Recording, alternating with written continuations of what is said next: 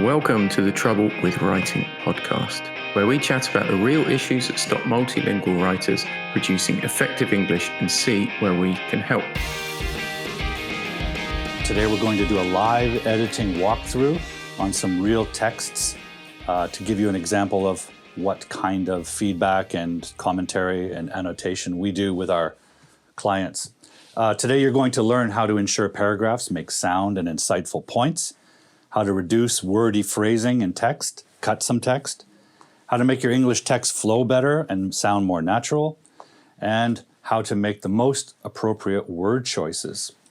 Sound good, fellas? Sounds great. Looking Awesome. forward to it. Great. We're going to do our... Sorry. Go ahead, Phil, please. I was just going to say, we're going to do our best to not run over here and to give you some sharp, insightful and quick editing things. But as writing coaches, I think we've all got a bit excited and come up with long passages to edit. So we'll see how it goes. Mm-hmm. We'll try to be brief here in the spirit of concision. Phil, why don't you kick things off? I'll just change the screen for you. If you're ready. I'm ready. Yeah, I just need to share my document and then let's go. Okay. So, yeah, for people who do know me, hello, hi. Just drop a hello in the chat if you're here and you know who I am, or to anybody. And if you don't, I am a writing coach for content writers and copywriters mostly. Of course, people for whom English is a second language. So we're going to look at this text today and go through the steps that I usually go through in my editing process. And this was a text from one of my clients. And as you can see, it is a piece about design in the UAE. So this was written for a design website, which is quite kind of highbrow. So you'll notice some of the language is quite formal and posh, but that's right for the audience. So I'll give everyone a couple of minutes to just read these paragraphs. And my first step in the process is going to be to think about the content, to think about what should and shouldn't be there, right? Is there any extra information we don't need, or is there anything missing in this introduction to a blog? So let's take a minute to read it, and then I'll move on with my editing commentary.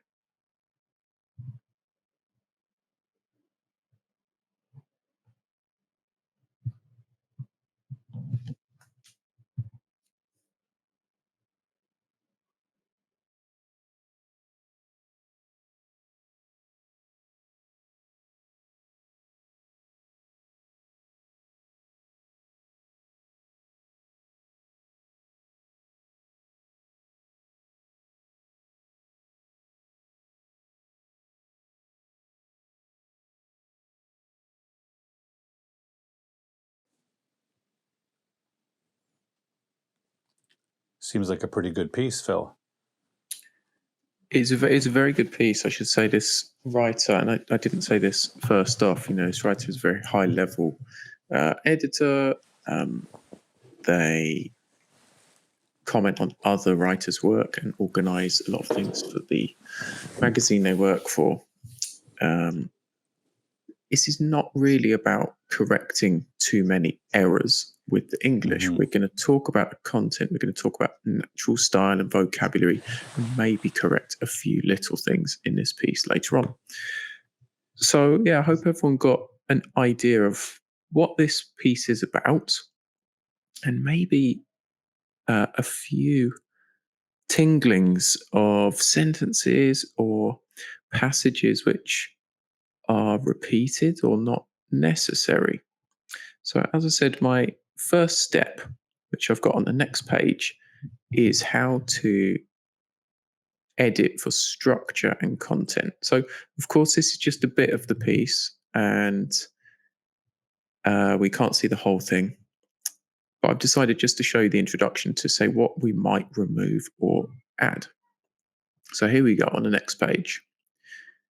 In lovely pink here, you can see some of the things I've called structural changes. And the first is, well, I decided that new precedent well, if something is a precedent, it's in some way new, so we didn't need that word. So that's why that's changed.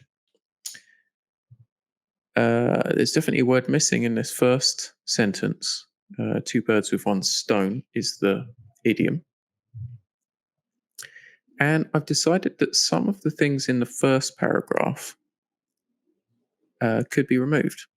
So in this sentence, do we really need to know that it stores seating when in the next part of the sentence, it describes the breakout table and seating? So that's one thing we could remove.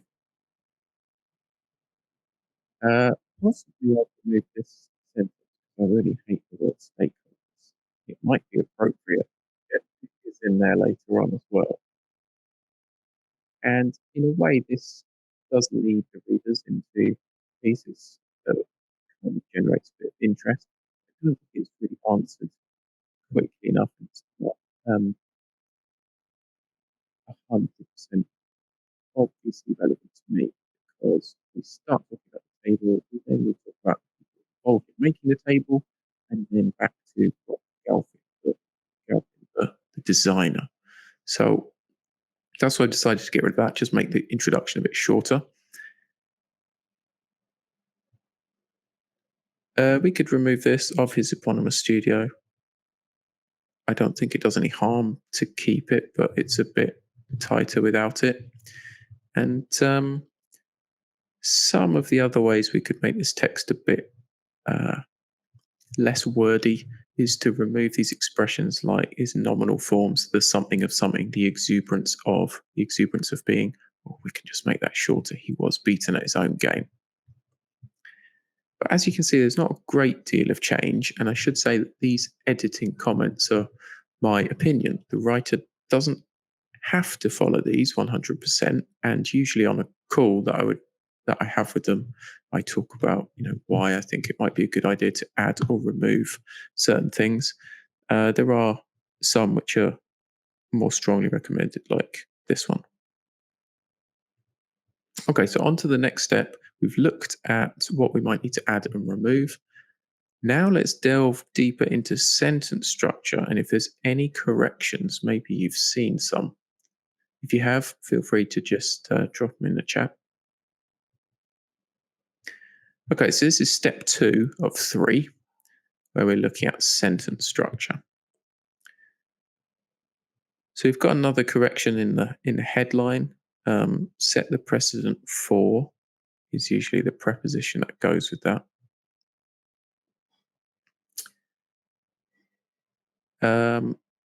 Shortage of storage. This was an interesting one that I discussed with the writer.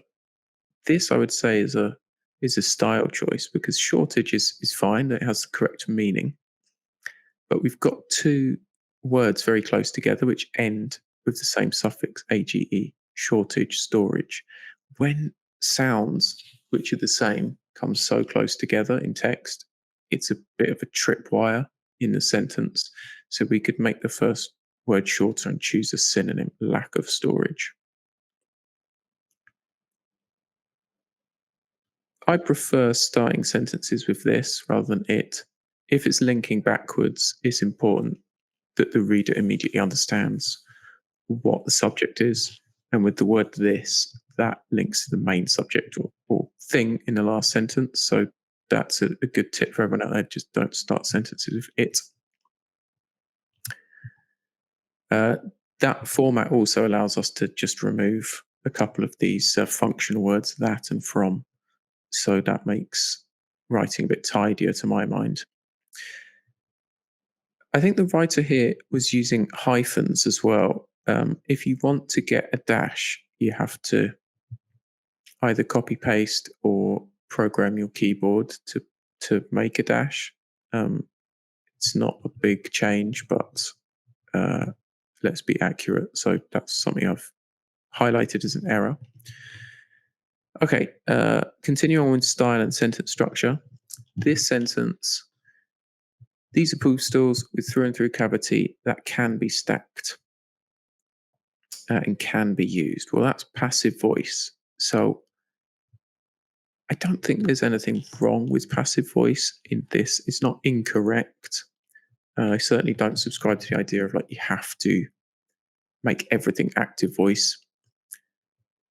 But if we can make it active, we can save words. So the poof stools can stack, right? They can do the action themselves, which saves us words, makes it simpler. We can also save words by, of their table, we'll turn that into an adjective word that describes the table stem. That's a good way to avoid too many of these prepositions. Good way to tidy up sentences. Serve various purposes. That's maybe a vocab thing. To serve purposes is a typical collocation, and again, it saves us on words. Okay, I hope everyone can still hear. Okay, Paul, am I sounding fine to you? Great, thanks. All right, we're nearly there on step 2. So final thing to talk about. Again, its production story. I think it's, when we use it as a possessive, can be a bit confusing to readers because we're not sure if we're reading a mistake or it is, or what is belonging to what. So if we just remove this and immediately tell the readers the production story, we don't need to mention it in the previous sentence. Half a dozen, if we look at the previous version, was hyphenated, but that's an error there. And I've also removed an exclamation mark. I don't think that fits in with the authoritative and high voice of this piece. I suggest sticking to commas and full stops. Don't know, what do you guys think? If we can remove exclamation marks, do it. All right, final part of my presentation on this text, and I hope I haven't gone through this too quickly, that you've been able to follow along. What we will do as well is make these docs available, or I'll make mine available for sure, so that you can check it out and have a look at my comments on the right there. So final step is vocabulary and voice. What might we want to change to make sure that this is exactly in the correct voice for the magazine and is addressing the reader in the right way? There's not too many changes here. We've already dealt with things like that passive voice. The first thing I highlighted was this: stack kills 2 birds with 1 stone. Now, it's a good idiom to use. It's the right meaning. It's well used, but for me, do you want the second word in your article, which is praising a furniture studio, to be kill? It's negative. It's got quite a negative connotation. Maybe if this was deeper into the piece, it wouldn't be an issue. But I wonder if the writer could change it and make it their own idiom or phrase. I came up with this: stack solves 2 puzzles with 1 piece. It's the same idea, killing 2 birds with 1 stone, but you could make it your own. Yeah. Less violent imagery. It's I mean, it's not very original, is it? It's a little bit cliche also. Kill 2 birds with 1 stone. Exactly. Yeah, we talked about this on a previous podcast, that it strays into the territory of cliche. So this is an example of something that I would chat with the writer about. And I think it's worth riffing on that and saying, what would you do? What could we think of? This is why it might be considered cliche, or why it's too negative. There's often a way with these vocabulary and voice changes is it's about formality, or it's about whether things are positive or negative. That's a good point, Phil, if I can just interject. Although it's not literature, it is literary whenever you read anything. And an idiom like that has an image system attached to it. And that image system may not connect with the tone of the topic and subject matter you're dealing with in the article. as you pointed out, this idea of killing birds, the second word, that creates an immediate image for the reader, whether they're aware of it or not. It's there. And another interesting point on expressions like that is who's the audience here. If this is is the idiom the same in Arabic? I'm not sure. I know in Europe that the idiom varies greatly between like killing 2 flies with 1 hit, killing 2 rabbits, killing 2 birds, and in the UAE, I'm not sure if it's the same idiom. Maybe it is. But who's your audience, and will that resonate with them? Yeah, a couple of other changes. Sorry, Pete. So I was just going to just finish that point that you either create negative imagery, or if it sounds too cliche, you don't create any imagery at all, right? So either way, you might not win with a idiom like that. And it's the interesting thing about editing and this kind of commentary is there isn't a right answer.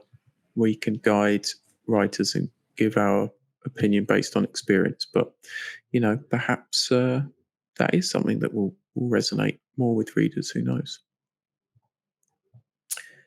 So yeah, a couple of things just to finish off, and then I'll pass over to Pete, I think, with his editing commentary. Yeah, we have an adaptive seating arrangement. I quite like the word adaptive, but it was used earlier. Where was it? This adaptive furniture concept. So just to avoid repetition, got versatile. That's a synonym. We could just look in the thesaurus and pick out a word that we know how to use and that definitely fits the situation. And finally, this last sentence has over half a dozen stakeholders. So rather than it's this word stakeholders that I find it so B2B and so bland. Just think about like who would identify with the word stakeholder? Who would say, yes, that's me? Or like I, would put myself in that category. It is this general word that we use to describe all the people involved in doing something. But could it be better to use those terms like designers, companies? So that's why I decided to change that. And in fact, it's made it a little bit longer. Stakeholders is more concise, but again, it's vague, isn't it? It's not very specific. So yeah, it's very detached. Favoring a little bit, like you say. Yeah, I think specifically how they're talking about when they say stakeholders. The kind of designers and managers and procurement executives that are reading this magazine are they going to enjoy the word stakeholders, or do they come to the magazine to read about designers and cool companies and like innovative teams and things like that? Well, don't use stakeholders. That's my thing. So that's why I decided to change that last sentence and make that suggestion. And I hope that goes some way to explaining the different types of things I edit for. So remember, if we go back up to the top, the first idea was I would read something through and see what it needs added or removed. There's no point doing fine editing if you say, hey, this whole paragraph isn't necessary, let's delete it. Then after that, we looked at sentence structure. So at a sentence level, any corrections on punctuation and such. And then lastly, on vocabulary and voice. And it can be helpful to students and clients as well if you break it down like this. And especially if you say, hey, this is a suggestion like this one. You don't have to change this. And maybe this one I strongly recommend you change because you've repeated the word. As I said, I'll make that available for everyone. I'll drop that in the chat in a second, and hope you enjoyed it. Drop a question if you've got one. Over to you, Pete. Thanks, Phil. Yes, I totally agree with Phil there. So this is also when you're self-editing, right? I'll just share my screen. You want to think more about the macro, right? The paragraph, the text structure first. and then go to mean, right? And do all that before you go to the finer points of grammar and style and this type of thing. I'll just share my screen. For the sake of time, I've actually skipped a few stages and I have actually gone to the micro stuff. Let's just go to... That's going to work nicely, actually. Yeah, Once, so it made sense to follow this order. Yeah. Yeah. Can everyone see that? Yep, nice and clear. Yeah, okay. Yeah, so I've taken a few examples from different clients. Yeah, one thing that Phil mentioned near the beginning about redundancy, right? So one common mistake is to use pairs of words where one is redundant. So for example, this client wrote, like in any other industry, working in tech doesn't promise or guarantee anything. So when you have two words that are synonyms, there's little difference.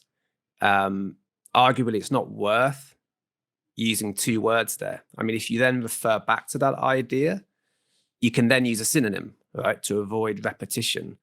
But here it seems like a waste of a word, right? Let me give you a couple of other examples. So it's things like redundant pairs. For example, if you write something is fulfilling and enriching, or something is stressful and overwhelming. So it's best just to choose one of those words. And quite often, one word is actually implied in the other word. So for example, something that is overwhelming is also stressful. So in this case, you might be best just to use the word overwhelming, right? Because that includes stressful within that. So that would be one point. And if we go on to the next one, yeah, we talked about avoiding wordy phrases. Read this, it says, with an apparent goal to encourage its member states to pay for national missions besides, so the client wrote, in addition to their regular contributions to the organization's budget. So there are quite a lot of linkers that are more formal, and they're usually the long ones, right? So, often if you're writing for a broad audience, these just take up space. They just can make your writing drag a little bit, make it sound too formal.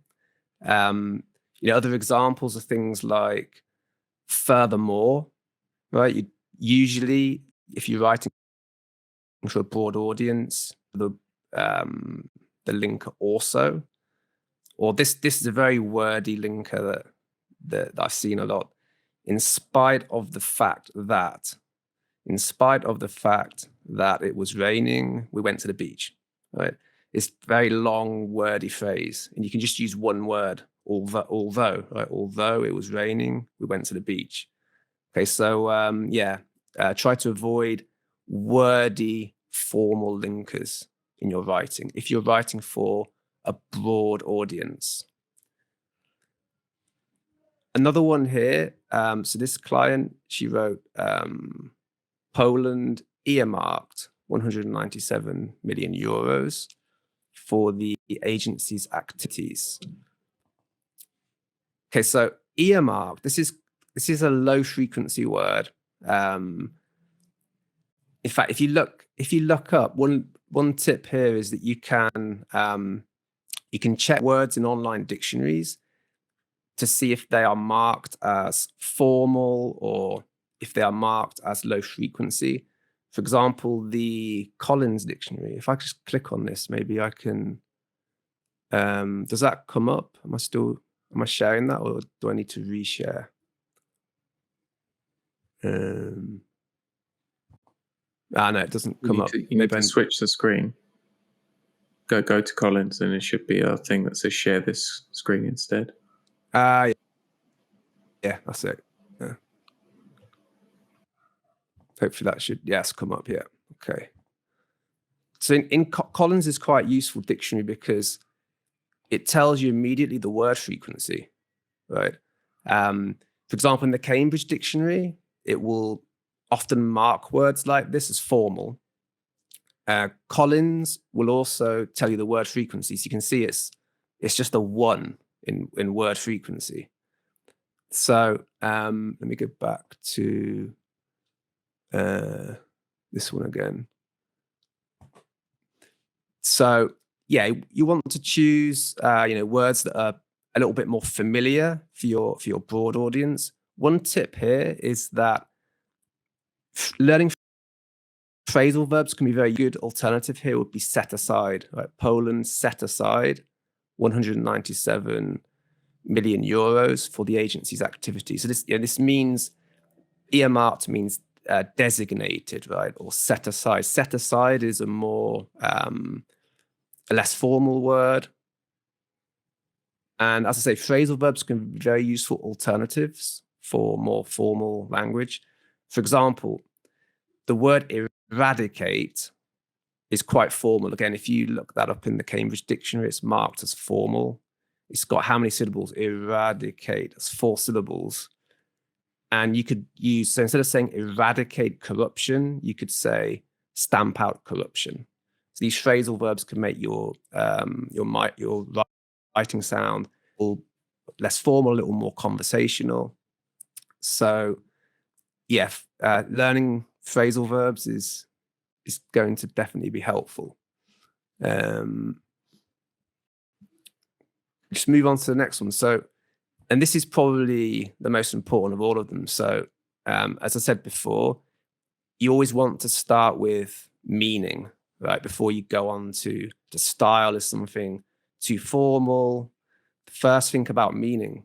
And a problem here is that the client, so she chose the wrong preposition here.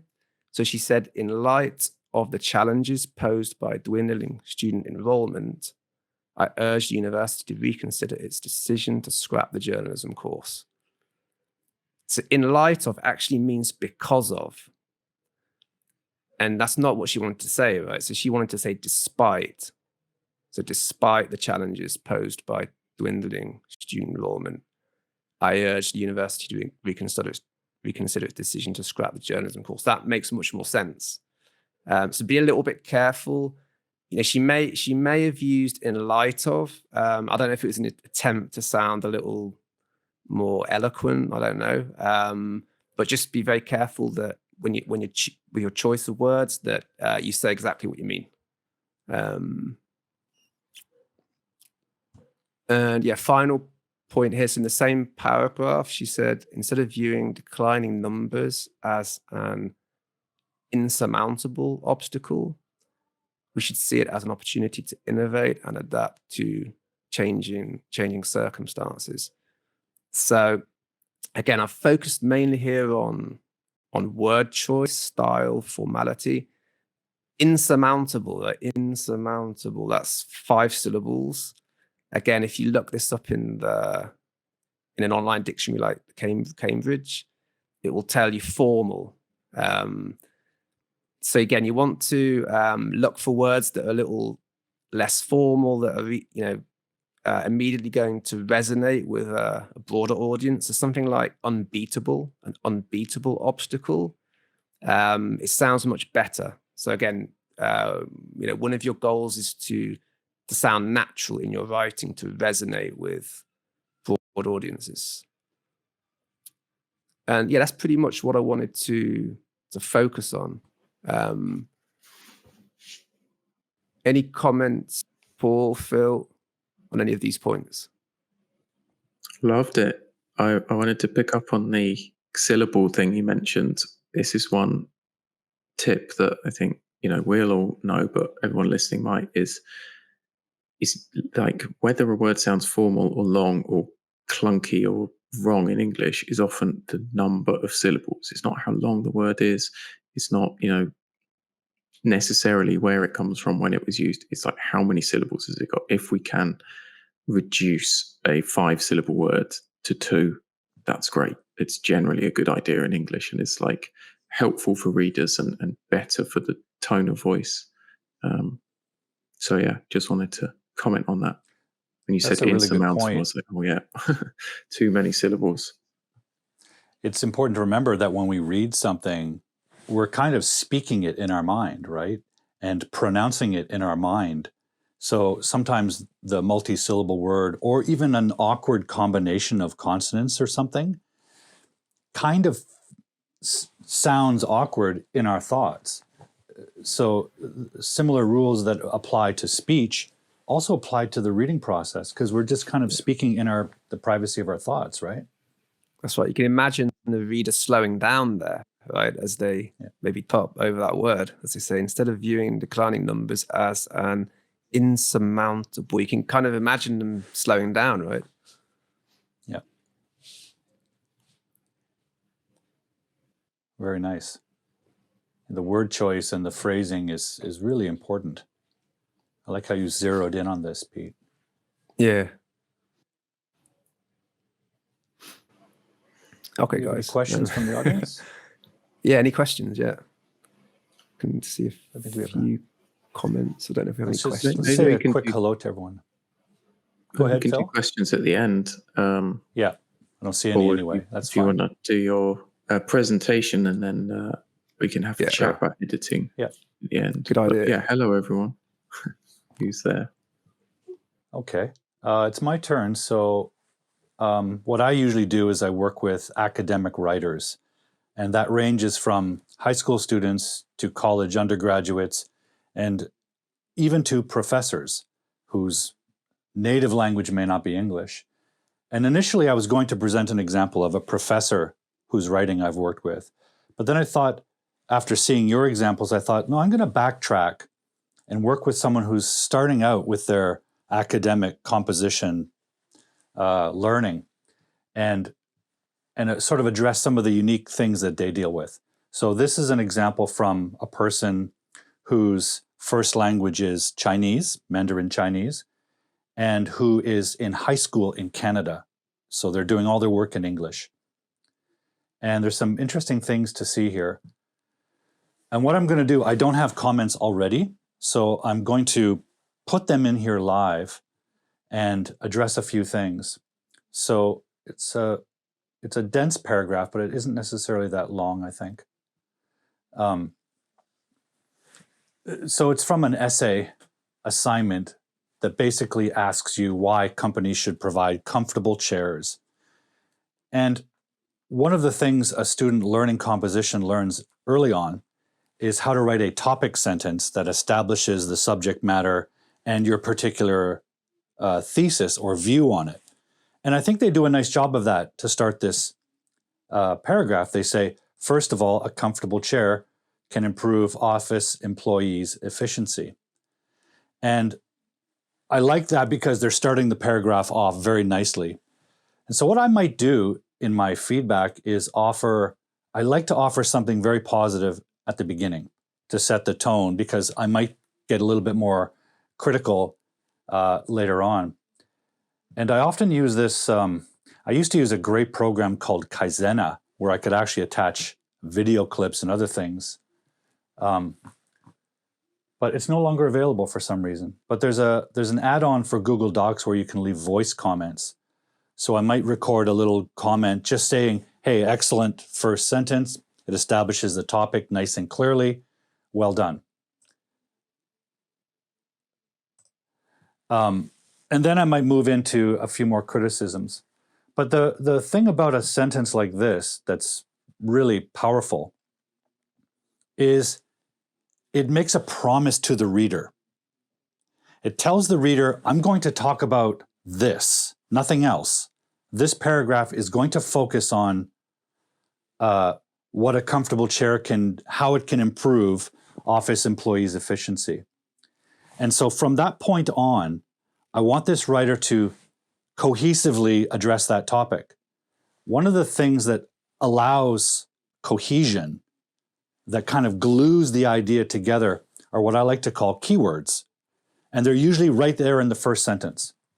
So what I would do with my writer is I would highlight them. here's a keyword. Comfortable chair. That's what we're talking about, right? We're talking about employees' efficiency. We're not talking about pizza or ocean fish. This paragraph is about these things. And by the way, these are nouns. And nouns are physical objects a lot of times. And a physical object creates an image. And so what I would tell my writer is, okay, we have good keywords here. Do not use synonyms. Synonyms are effective for other words, for example, adjectives, as some of you guys mentioned, or verbs. But once you establish keywords, especially if they're physical objects that create an image for the reader, I want to use those repeatedly. That's where I think repetition is powerful, because it cohesively maintains the focus on, in this case, comfortable chairs. I want to see comfortable chairs. And right off the bat, when I read through this, I see the tendency, and this is a tendency for a lot of language learners when they're starting off, because they've been taught to use lots of synonyms and because they want to learn vocabulary, and their teachers encourage that. But in terms of competition, I want to sort of reel that back a little for them and let them know that, okay, synonyms are good. You want to have a massive vocabulary, but we also want to use them judiciously. So for example, here, we also have the keyword office. So that gives us a sense of the physical context we're talking about here. And in the second sentence, they use the word environment. Right away, I see a new synonym for office, environment, which immediately can confuse a reader thinking that now we're talking about the natural environment, like the forest or the beach, instead of using the word office. So I would definitely put a side comment here and saying, use the keyword office. Continue that thread of keyword. Why? So that the reader always knows you're talking about office space, not environment space. And a student might say, well, you know, it's a synonym for office. It can be if you make that clear, but why use it? There's no harm in repeating the word office. And they go on to use a few other synonyms that could be misleading, right? Here we have the chair. We have the word chair repeated, so that's good. We still know we're talking about chairs. But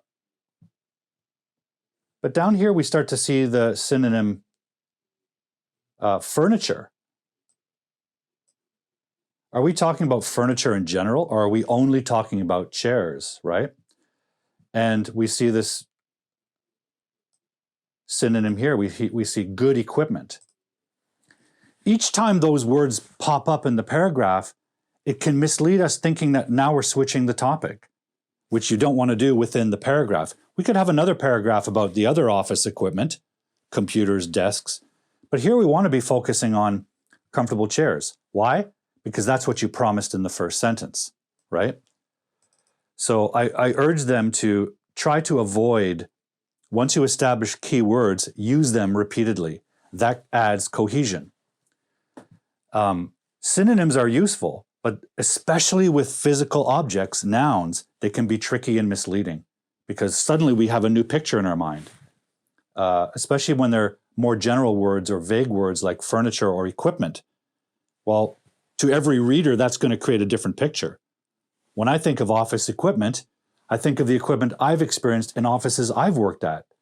But Phil or Pete might create an image of office equipment in offices they've experienced. So we want to be precise in our choice of keywords. The other thing I see here with keywords is that they talk about workers' backs. Okay, so we're focusing now on the health of a worker's back. But later we also introduce the idea of neck, which kind of comes as a surprise at the end, although the neck and back are obviously related. Introducing a new word like that kind of takes us in a new direction. Oh, now we're talking about necks. So that's what I want to say about keywords and not being afraid to repeat keywords. I think, guys, we've said in previous podcasts about repetition being a sort of something we want to avoid in general, and use it sparingly so that when we do use it, it has impact because we haven't repeated all over the place. And for a learner who is still learning the language and still developing vocabulary, I think this is a piece of advice for composition and writing that comes as a surprise to them, because as they're being taught the language, they're being taught, learn vocabulary by trying synonyms. So sometimes it's a little counterintuitive for them to grasp this initially. But for me, it's really important for cohesion, for focus on the same thing. The other problem with changing the keywords, it's misleading for a reader, obviously, as I've said. It can also mislead the actual writer. Their ideas can start straying from focus because that one word they've chosen has tricked them into a new direction. And they associate other words and ideas with that new word. That can be a problem. I want to talk about something else that's happening in this paragraph that can be a problem. Especially in academics, we often hear this discussion about whether we should use first-person pronouns like I, or we should maintain more objectivity and use passive and use objective language. And it all really depends on the assignment. If it's an informal assignment, your teacher or professor may allow first person. If it's a highly formal academic paper, that may not be appropriate. It may be more appropriate to focus on the topic, comfortable chairs in this case. But one thing you don't want to do is switch between them. And there's a bit of that going on here. If you look at the first sentence, which again I consider a promise or a contract with the reader, the topic is very clearly established. Grammatically, the subject is comfortable chair. So I expect to be talking about comfortable chairs, not I and how I feel about comfortable chairs, or the manager of the office. I expect the focus to be comfortable chair. Yet, down here, we start shifting, and suddenly we see this word we pop up. And that hasn't been established. That's a really abrupt shift in focalized narration, in a sense. We're going from talking about comfortable chairs to now we're talking about we. So I would tell the student, if your professor is comfortable with first-person pronouns and writing in this assignment, this particular assignment, that's fine. However, you should introduce this a little more smoothly with a phrasing something like, in a personal example, we could spend a whole day. So because you're shifting from objective tone of talking about comfortable chairs to talking about personal experience. And there's no such transition here. Another thing I see happening here is in two instances, we have examples being introduced, and this is a really common problem. Students are obviously taught they should include examples in their writing. The problem is they're often not taught what an example is. And an example should be a specific real-world piece that makes clear something you've said earlier that's more abstract, right? We want to shift from abstract or general ideas to specific concrete ideas. And if you see what they have here, we have a sentence preceding the example that says, which may help them to achieve higher business success. Higher business success is a bit abstract, right? It's conceptual. So an example would help. Maybe some numbers or data, productivity data. But instead, they introduce an example which is actually just more abstract explanation, right? They provide more revenue for the company because they achieve more work result. That's not an example. That's more abstraction, more concept. And down here we have this phrase, good equipment.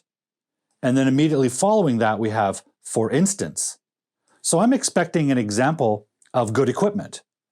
Instead, I get a little story, a little narration, which is also kind of abstract. We could spend a whole day sitting on it. That's not really an example. So I would point out to my students, when you use examples, use them from the real world, names, places, dates, specific numbers if you have them, or something that I can picture like a little movie, concrete examples, real world details that make the abstract explanation more clear. That's the purpose of an example. There's one more thing I want to mention here. And this is, I agree with everything you guys have said earlier, and that's why I don't want to repeat them. I would always start with content and idea flow, and then move to the micro of the sentence and the vocabulary and the grammar. And in some cases, they can use tools to help them with things like grammar or punctuation. But in this early draft, I always focus on content and the flow of the idea, the presentation of the idea. One of the things I always teach my students is this. Even if you're a good reader and you can read quickly, as all three of us can, being native speakers, inside the brain, the reader is understanding and learning your idea one word at a time, right? In this paragraph, we start with the word first, then of, then all. Now, it happens very quickly in the brain processing, but it does happen in that sequence. Therefore, I always want especially my beginning writers, to learn to explain ideas in a sequence that's logical, because the reader will absorb them in a logical sequence. And the logic can be either conceptual logic, or in the case of verbs and actions, it could be chronological. And when it's out of chronology, in terms of the actions that they represent, it can be confusing for a reader. And we have a little bit of that here in the first couple sentences. But this piece that I've highlighted, pay attention to the verbs as I read this. Rather than walking around in the environment to take multiple rests per hours, from feeling tired by sitting in front of the computer for over 2 hours or more, so we could finish more work in a day by a good quality chair, can improve the efficiency by supporting workers back physically and reducing resting time in a day.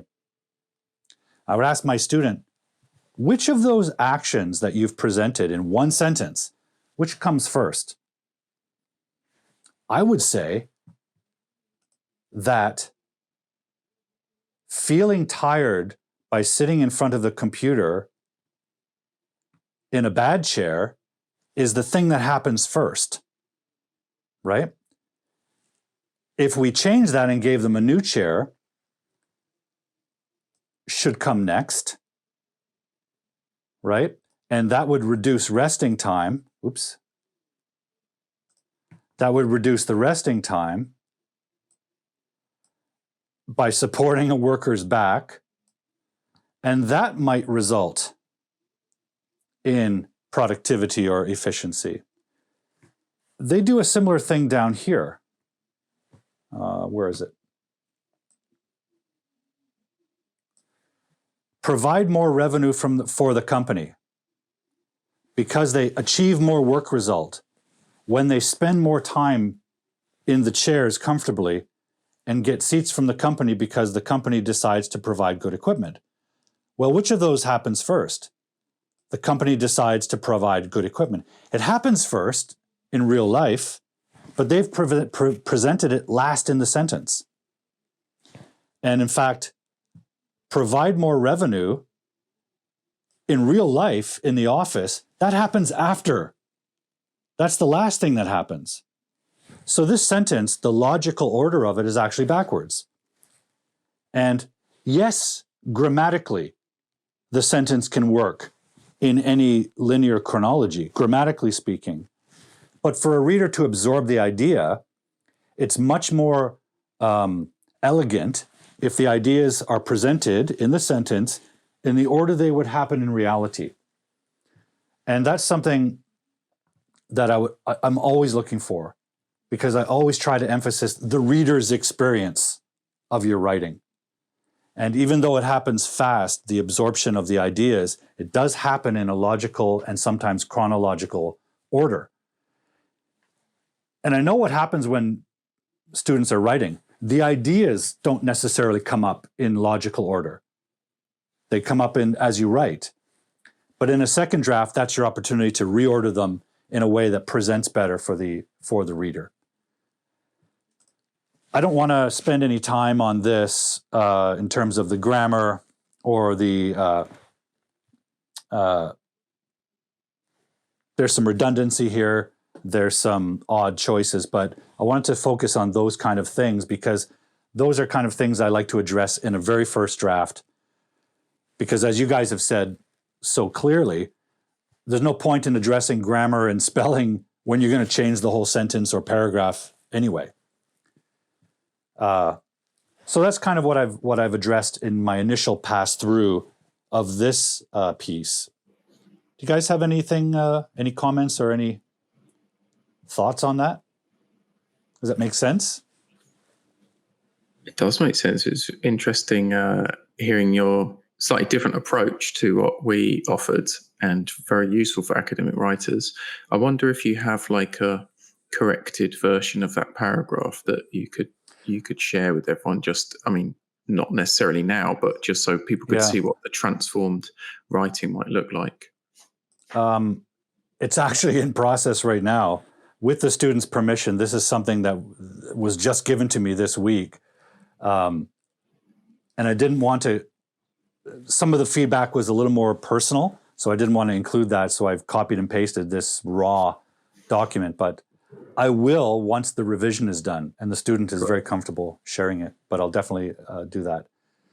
And by the way, I've worked with a student for a long time, and they really do a diligent job of revisions and editing, and their second or third drafts are so much better every time. It's remarkable, actually. So although this might seem a bit awkward, I can almost guarantee you that the second draft will be something that will look almost completely different. So anyone who feels discouraged by the overwhelming amount of feedback they get, I always urge them to remember, as writing coaches, we're doing all of this work to make your ideas as successfully delivered as possible. So if you have 20 comments on your Google Doc, it doesn't mean you're a bad writer. It means you can be a great writer. It means you have a good coach. We hope so. Well, lads, that's all I have to say on that. Any final parting words before we sign off for the day?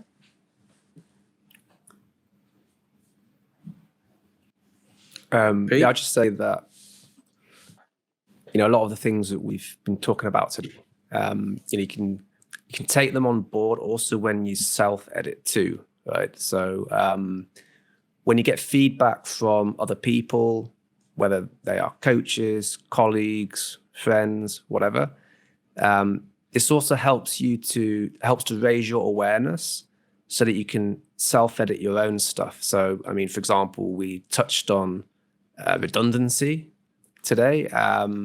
That's something that you can look for in your own writing when you reread. So, yeah, I just wanted to put that. Absolutely, there's a lot that you can do on your own once you receive feedback. Feedback also helps you to raise your awareness so that you can self-edit. It's a great point, Pete. Yeah, go ahead, Phil.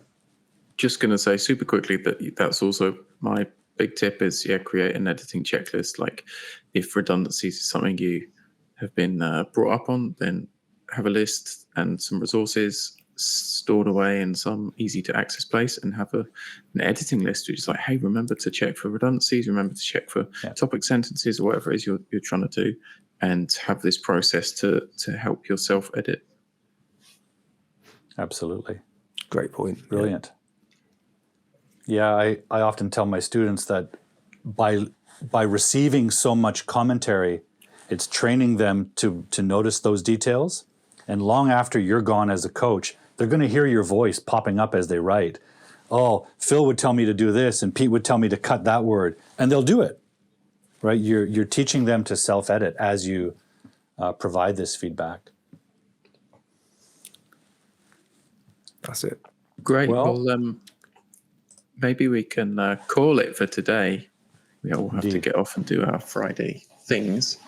But thanks for coming to everyone. And if you have Yes. questions that we didn't have time to answer, feel free to message us or contact us. Cheers. See you all.